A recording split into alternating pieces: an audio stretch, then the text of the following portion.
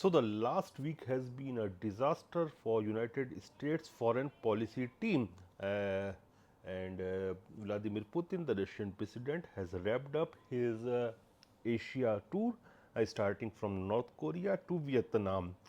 And if you look who is the biggest gainer in the conflict of Ukraine, it has become North Korea.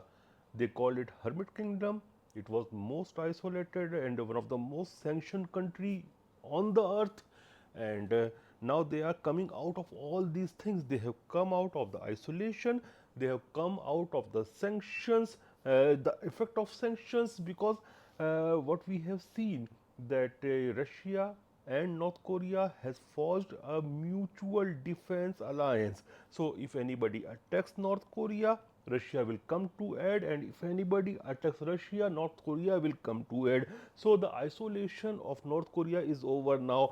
And we also saw Kim Jong Un. He was talking about multipolar world and considering North Korea as one of the pillar in that multipolar world. So this means that the days of isolation, the days of problems of North Korea is about to be over, because now they will get whatever they want from Russia, and what they need most is food. And they had actually bartered food for shells, and there are data coming that North Korea has almost supplied 500,000 shells, artillery shells, to Russia, and in exchange they got food.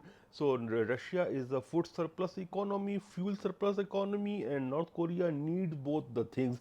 And now we saw the pictures coming out, the very good chemistry, friendly chemistry between Putin and Kim Jong Un, and this shows that things are moving very smoothly between the two countries.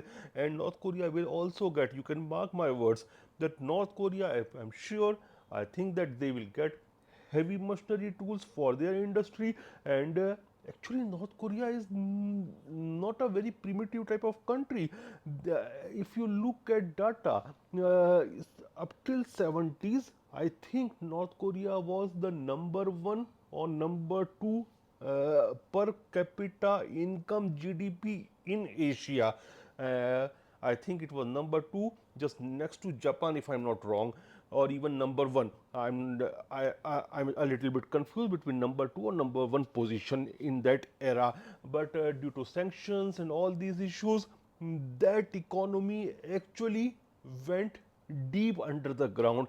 But now things may improve, and they can again rebuild the industry, because that if the isolation is gone, they will get heavy machinery tools from Russia, and when they can get energy, they can get food and all those things. And Russia also will get a lot from North Korea, be it artillery rounds, shells, and all those things. Plus, what the Russian economy and industry always lacks is a good human resource. And I think now you will see more North Koreans entering the Russian industries. Already, if I'm not wrong, the Vladivostok region of Russia, they are entertaining a lot of and hosting a lot of North Koreans. So North Korea's days of isolation are almost over now. Then Vladimir Putin went to Vietnam. Vietnam was an old ally. Now he is rebuilding those relationships. And if you look at the track record of past few months of Russia, they are actually becoming friends with all those countries who used to be their allies. Let it be Cuba, they have docked their ships and their submarines, nuclear powered submarines, to Cuba. They have also performed military exercises with Cuban forces near the coast of Florida. So they are sending two signals at a time. They are also showing their force, their power, but also building up on those relationships, on those alliances which used to be there during Soviet Union, and which was actually put under the cold storage by Yeltsin and Gorbachev and Yeltsin regime. No, but now I think the Russians have made the mind that the days of Cold War or post Cold War era are over, and this is an era of war with the West. So he is building up all those alliances. You can see that they are cozying up with Iran, they are cozying up with Cuba, they are cozying up with North Korea, they are cozying up with Vietnam, they are also cozying up with Afghanistan, and these are all the countries basically who are on odds, who are adversaries to West. But the classical case is of North Korea, and North Korea is not just an adversary; it is a straightforward enemy of West. And if you look just 4 years back, it was Donald Trump. Call him anything. You can love him, you can hate him, you can like him, but you can't ignore him. And he was the guy who was meeting Kim Jong Un, though it was John Bolton, people like Joel Bolton, who sabotaged those meetings, who sabotaged that relationship which was building up. But now things are very much different, and Russia and North Korea are in alliance now, and I'll say one of the safest country right now. If you look at military perspective, military aspects, it is North Korea. They are having an alliance with Russia.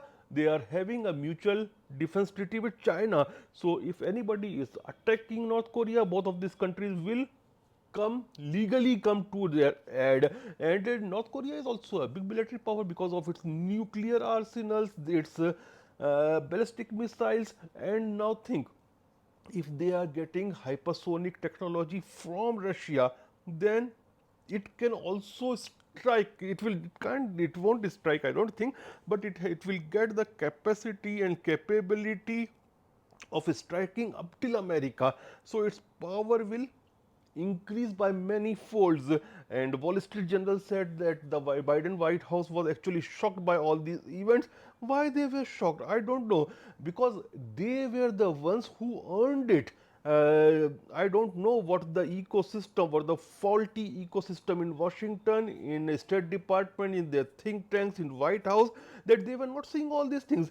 If you sanction Russia, and if you make Russia the most sanctioned country, if you try to do the regime change there, then what will happen? It will go to your adversaries, and you have earned all these things.